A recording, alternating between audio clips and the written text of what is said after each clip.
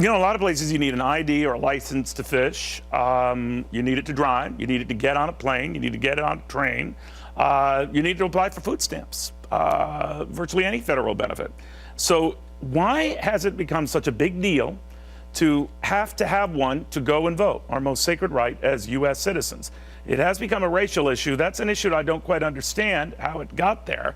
But a judge in Wisconsin has just ruled that Wisconsin's voter ID law is unconstitutional and is a big old no-no. So this election year, they can't enforce it. In other words, you can walk in and vote as you are without having to bring any ID with you.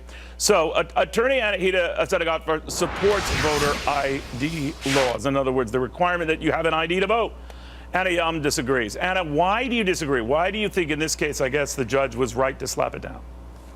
Right. This is the reason why, Neil. First of all, the government, I think, was providing a solution, searching for a problem, not the other way around. And the reason I say that is because the government was asked to provide one example, one specific example of known voter ID fraud in the state of Wisconsin in the recent past, and the government wasn't able to do that. Now, Neil, you know I'm a lawyer. I appear in front of judges all the time. And if a judge says to me, Miss Yum, give me one example to support your position, and if I can't provide an example, guess what? I'm losing that argument. I think that the judge was looking at what the government did not provide versus what the plaintiff provided. But do you have anything wrong with the idea of just having an ID to prove you are who you are when you go to vote?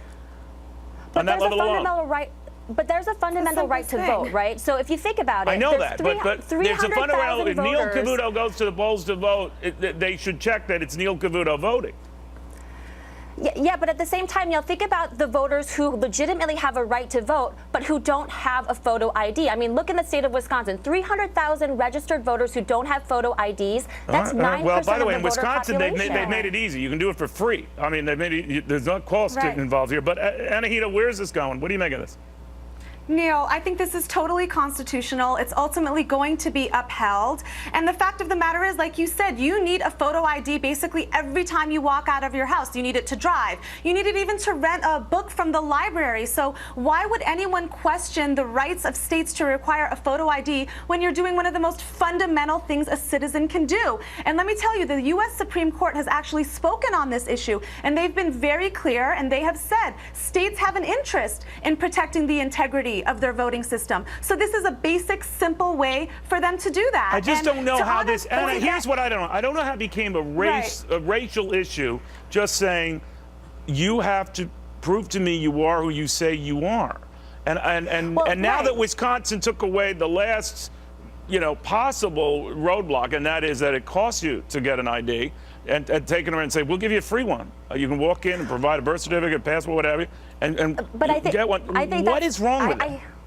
I hear what you're saying, Neil, but I think this is the issue. I think if you think about the people who don't have photo IDs, most of those people happen to be low-income minorities, which is where the race issue comes into play. Well, then how are they getting food stamps? How are they getting all these other benefits? Okay, but to answer your question, the IDs, no, that's not true. Finish that thought. What I was going to say is that the IDs might be provided for free, but it's not just about the IDs. It's about getting a birth certificate, which costs, what, $10 to $20 if you don't have one. It's about taking the time to go and perhaps get your ID at the DMV. But they have to present some ID to get all these benefits. You have to present something. You just don't walk in and say, hey, right?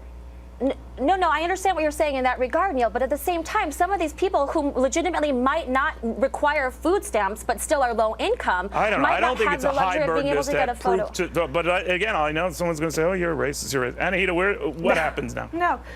Well, really, there's no credible evidence that this unfairly targets minorities or low-income voters, Neil. There's no evidence of that. And if there's an equal protection concern, like you said, this particular statute says, hey, if you don't have a photo ID, you can go to the DMV and get it for free. So just the same way, they're able to drive to the polling booth, drive to the DMV, and get a free photo ID. But have you been to the DMV recently? It takes 8 hours. Let me finish. I let you finish. I wish we had more time, ladies. Maybe I understand what you're saying. Okay. Unfortunately, we ran out of time, but you guys did manage to save a lot of time by talking over one another. By the way, the germ for all of this was the 1960 presidential election, in which in Chicago, a lot of dead people voted for John F. Kennedy, and Democrats and Republicans at the time said, well, maybe we have to do something about dead people voting. That was then. It's a whole different mess now.